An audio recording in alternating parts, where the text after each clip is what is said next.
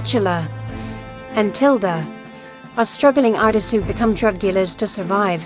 One day, the two are counting their merchandise in an apartment in New York when the cops suddenly show up, forcing them to flee through the fire escape and leave their stash behind. On a train, Tilda sits alone and reads her journal while Petula is in the bathroom calling their supplier, Coco.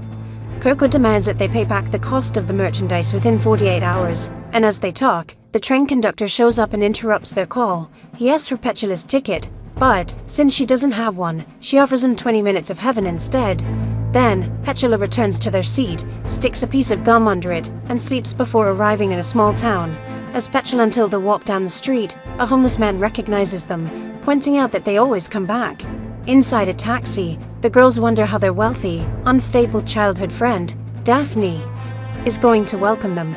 They plan to search Daphne's house for the safe containing her money, which they hope to use as payment for the stash that they've lost.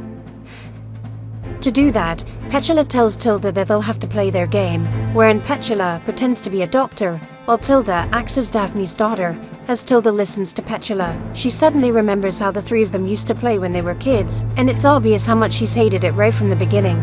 Running out of options, Petula reminds Tilda to do everything Daphne says, but Tilda can't even bring herself to agree with her friend. In the mansion, Daphne softly hums while washing the dishes. When Tilda arrives and greets Daphne like she's her mother, Daphne happily plays along and asks Tilda how her day went. Tilda then says that they were dismissed early from school and asks for some food, sending an eager Daphne to start cooking for her pretend daughter. Outside, Petula, now playing the doctor, deposits their cell phones in a mailbox. There are 3 rules to the game. First, everyone must play. Second, no outsiders allowed. Third, nobody leaves. Back in the kitchen, Daphne sloppily makes a sandwich and serves it to Tilda. Then, Daphne grabs Tilda's hand, obsessing over her uncut nails. She also notices Tilda's teeth and orders her to brush her teeth before leaving to prepare for the doctor. However, Daphne returns and scolds Tilda for not moving, attempting to trim her nails with a pair of scissors when Tilda refuses to do it herself. Luckily, Petula rings the doorbell just in time and interrupts them. Scared, Tilda runs to Petula and asks for help, but Petula ignores her and instructs her to stay in character. Daphne then welcomes the doctor back, and as Tilda sits quietly for her checkup, Petula assures Daphne that Tilda is healthy. However, Daphne disagrees and says that Tilda has been coughing all week. Being obedient, Tilda begins coughing to please Daphne. When Daphne adds that there's also something wrong with Tilda's posture, Petula brings out a reflex hammer and hits Tilda's knee. Unsatisfied, Daphne reminds them of the first rule. So, Petula takes out a mallet hammer and apologizes to Tilda before striking her knee. Tilda shouts in pain as her knee bleeds, and this brings joy to Daphne. After that, Daphne tells the doctor to measure her, but when Petula realizes that she's forgotten the tape, Tilda tells her their third rule states that nobody leaves. For dinner, Daphne cooks some weird soup with flowers as ingredients. She then serves the soup to Petula and Tilda and leaves for a moment, and a tied-up Tilda asks Petula to pass the salt. As Petula does, Tilda whispers to her that they're running out of time. Unfortunately, before Petula can answer, Daphne returns and invites her to a guest room, leaving Tilda in misery. After taking Petula to her room, Daphne tells her that it's good to have her back. Downstairs, Tilda realizes that she's hallucinating being in front of a mirror and combing her hair after staring at her food for too long. That night, Petula feels uneasy after someone turns her doorknob, trying to get into her room. Thinking it's Tilda, Petula leaves her room and ends up in the kitchen where she finds Daphne taking some sleeping pills. Petula then pours herself a glass of water, but as she's about to leave, Daphne threatens her with a knife and tells her to stay. Convinced that Petula is a male doctor, Daphne kisses and forces her to have make-believe intercourse with her.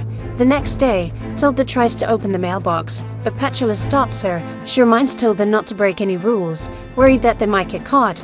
She then reveals to Tilda what Daphne has made her do the previous night, and as they talk and laugh about it, Tilda suddenly starts acting weird. She once again hallucinates due to the amount of substance she's consumed, causing her to remember a childhood memory. Jealous, Petula takes a pill too, and leaves Tilda, who is having a flashback about her argument with Daphne when they were kids. Young Tilda refused to play their game, and as the girls fought, Daphne was accidentally pushed out of the treehouse and landed on the ground. Daphne was immediately taken to the hospital, where Petula and Tilda lied and told Detective Siegel that their friend had fallen out of the treehouse. Siegel wanted to know exactly how Daphne fell out, so Petula dropped a small yarn doll into his hand to demonstrate. Doubtful the girl's honesty, Siegel leapt inside Daphne's room and overheard the doctor telling her grandmother that although she was okay, her abdomen had been critically damaged, adding that she might not be able to conceive. Back in the present, Daphne smiles in the bathroom as she looks at the result of her pregnancy test. Meanwhile, Petula experiences the drug's effects, which involve someone burning her arm. Believing she's hurt, Petula continues wandering around the mansion until she stumbles into Daphne's room and finds the car keys. She then hurries outside and informs Tilda that they need to leave, but as she tries to open the car, Daphne shows up and knocks them both out with a baseball bat. At the police station, Siegel promises to deal with Daphne after receiving a call from someone. Back in the mansion, Petula and Tilda regain consciousness and realize that they are bound and gagged using braids of their hair. Daphne is completely consumed by her delusions, thinking of her friends as her own children. Daphne intends to keep Petula and Tilda by her side, and as the girls struggle, the doorbell suddenly rings. As Daphne answers the door, Siegel informs her that the neighbors are complaining about women screaming from her home. Daphne then lies, saying she's adjusting to her new medication, but the detective finds that suspicious and uses the water leak in her house as an excuse to enter her mansion. Daphne is anxious about Siegel's presence, so she lies once again and says she's still mourning the sudden loss of her grandparents. After Siegel offers his condolences, he picks up a book on the floor and sees a picture of Daphne, Petula, and Tilda. Siegel wonders if they're still talking to each other, but Daphne says she's kept her distance from the girl since her grandparents believe them to be a bad influence on her. However, Daphne has always disagreed with them, for she thinks Petula and Tilda are geniuses. Daphne also tells Siegel that the world will start to feel their absence, making the detective even more suspicious, since the authorities have been looking for Petula and Tilda for quite some time. Siegel then asks Daphne how she knew that they were missing, adding that their disappearance is in national news, so there's no way she could have read about them. Edgy, Daphne fails to answer the detective's question and stops him from going upstairs when he hears a noise coming from the attic. Daphne then asks for Siegel's search warrant, and when he's unable to show her one, she asks him to leave. Defeated, Siegel tells Daphne that the friends she's trying to protect are wanted fugitives before finally leaving. After some time, Daphne starts barricading the mansion. Meanwhile, Petula and Tilda still fail to locate the safe. One morning, before breakfast, Daphne makes Tilda wash her hands, leaving Petula alone with her. She then starts speaking in riddles, giving Petula clues as to where she can find the safe, and says that they can leave once she discovers it. Confused and worried, Petula runs after Tilda, who's just listening to them the whole time. She tells Petula that the riddles are hints, and urges her to find the safe, forcing a reluctant Petula to leave her with Daphne. From a window, Petula sees a small statue of 3 women in the gazebo. She then runs to inspect it and finds a clue underneath it before returning to the mansion and following a crack on the ceiling that leads to a room. There, Petula closes all the curtains, revealing another clue in the mirror. With this, Petula finds the safe and opens it using the number she's seen from the statue, mirror, and calendar. Finally, after gathering Daphne's inheritance, Petula bursts into Tilda's room where her friend writes in her journal that Daphne will eventually catch Petula trying to escape. Tilda is worried because Daphne always gets Petula, but Petula is too excited about their escape plan to even notice her friend's troubled expression.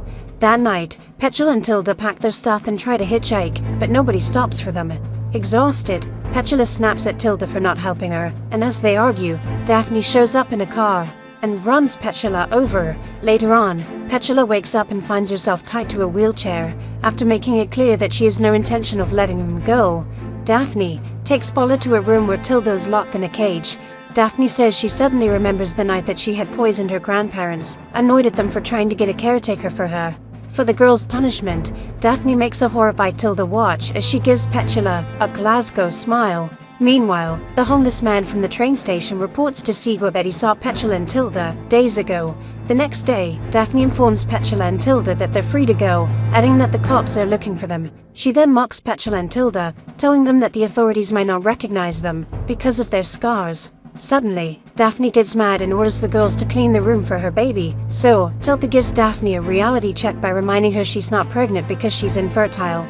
Daphne tries to explain that she feels the baby kicking, and what Tilda asks who her baby's father is. Daphne says it's the doctors. Tilda then fails to control her laughter, while on the other hand, Petula plays along and tells Daphne that she needs an emergency C-section. In another room, Petula and Tilda change to scrubs and prepare to operate on an unconscious Daphne, intending on killing her using medical tools. However, Siegel arrives just in time to stop them, instructing Petula and Tilda to put their hands on the back of their heads. Unfortunately for the detective, Daphne suddenly gets up and stabs him in the back. Tilda joins in hurting him too, while Petula initially refuses to bludgeon Siegel. She eventually uses the mallet hammer to hit the poor man. After that, the girls bury Siegel's dismembered body in Daphne's yard. They then discard Siegel's car in a pond before returning to the mansion, where their wounds magically disappear after taking a shower.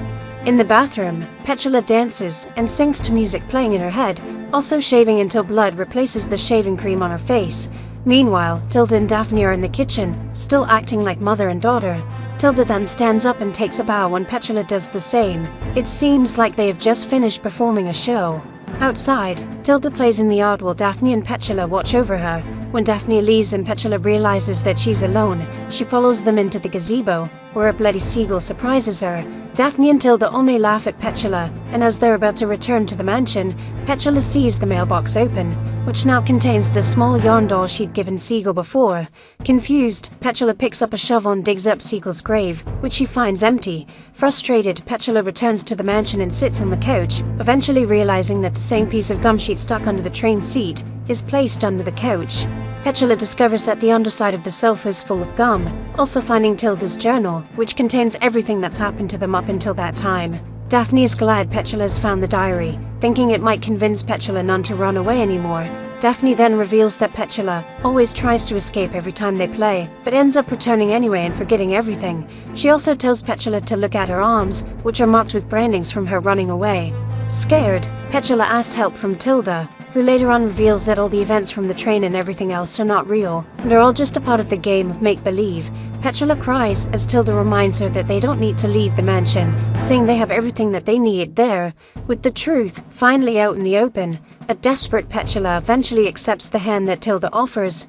In a room where a toy train set is seen running, it is revealed to be the train that they'd hopped on earlier. The girls also like to paint, and they use acrylic paints that are called Siegel. Later on, the girls decide to kill themselves by hanging, slitting one's wrist, and drinking poison. However, that only ends another round of their game. After some time, a much older Daphne washes the dishes and hears the doorbell rung by a wrinkled hand.